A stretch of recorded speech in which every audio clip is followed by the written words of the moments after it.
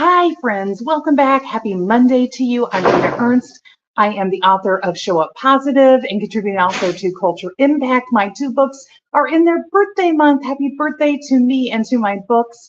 As you can tell, I'm not in my normal place today, but I still wanted to come live and talk about a Show Up Positive spark that we are working on from our Culture Hero series. And that spark is co-create.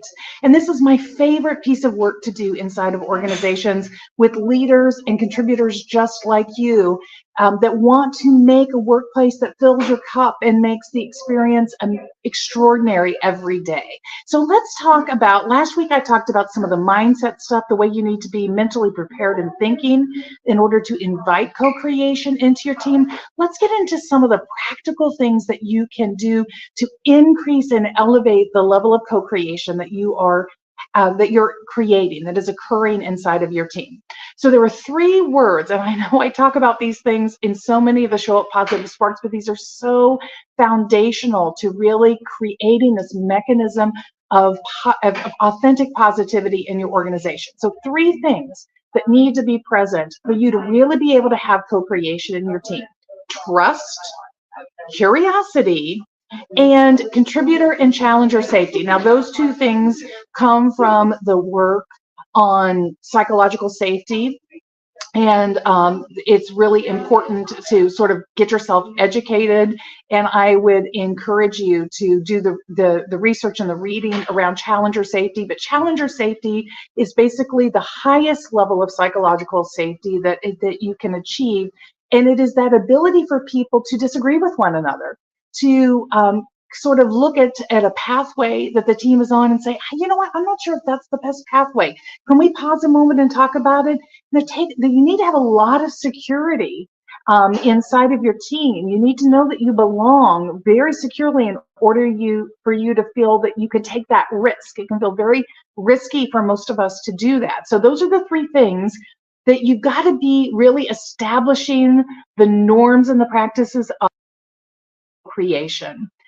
You have to have trust, you have to have curiosity, and you have to be working toward this contributor challenge or higher levels of psychological safety. So how do you do that? Let's talk about that, because that's what I want you to work on this week, trying to normalize these things inside of your team. So here are the practices that I want you to work on normalizing.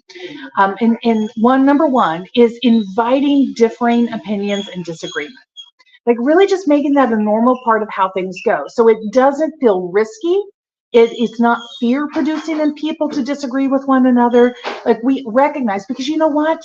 You don't get the best innovation when all you do is agree with one another. The best thinking, the best creativity, the best innovation comes from multiple ideas and sort of looking all around at the different solutions, which means that we're not in 100% agreement. We're in agreement on the outcome, the purpose that we have in this conversation, but we are willing to look for all the disagreement and variations around the actual solutions.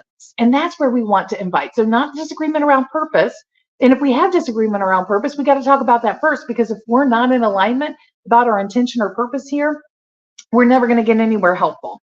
Another practice that you can normalize is allowing somebody or inviting somebody, including yourself, to be a devil's advocate. So when you're talking about what's our purpose, what's our intention, what's the mechanism, what's the solution, having somebody say, let me play devil's advocate a minute. Have you ever heard that term? Let me play devil's advocate a minute, because what devil's advocate means is it's a safe way of saying psychological safety. It's a way of having psychological challenge or safety. Let's make sure that we're looking at this from all angles and we're not missing something because we're getting too quickly into groupthink, into group agreement, and maybe we need to think about all of the other options. So that's what devil's advocate is. And then just inviting people to speak up and really acknowledging them when they do speak up, thanking them. I'm so glad that you shared that you had a different way of seeing this. At the end of the day, that different way of seeing things may not change the course that you were on before that person speaks up, but it is powerful and meaningful to acknowledge that I welcome that. And I think that's beneficial to the team. Because so many times we think, well, why speak up because it doesn't change anything? But normalize that practice. People need to like help us push our thinking to new levels. This is how you elevate the performance of your team and push one another in ways that is not pushing against one another, but is pushing against the problem as we come at it from all of these different angles. So here's some things that you can say. Here are just some words that you can use. So I gave you the one like, let me be the devil's advocate, or why don't you be the devil's advocate? What's something we're not thinking about here? So there you go. What is something we're not thinking about that maybe we should be thinking about? What's a different way to approach this that we haven't talked about yet? Who has a contrary opinion? It's really inviting that. Like, who has a contrary opinion? Who's not sure they agree with the path that we're on yet? Let's talk about what's giving you hesitation. So you're giving people safe ways, creating that psychological safety, challenger safety. How do you do that? You use these kind of words. Like, I want to hear from somebody that's not certain they're in full agreement yet. What are you thinking about? What's causing your hesitation, right? This is how you create a safe space for challenger safety. Who has another alternative or an option that we haven't discussed yet?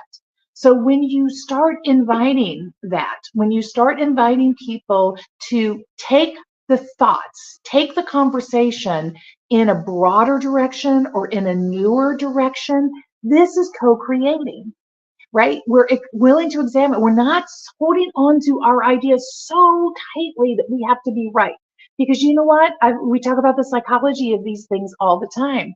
Psychologically, we love to be right. That's part of your wiring as a human being. So you want to hang on to that so tightly, but that is not serving you or your team well. At the end of the day, that may get you quicker solutions in the short term, but you're giving up a longer term gain in terms of having challenger safety, in terms of being able to really have that trust that you need for co-creation to be able to happen.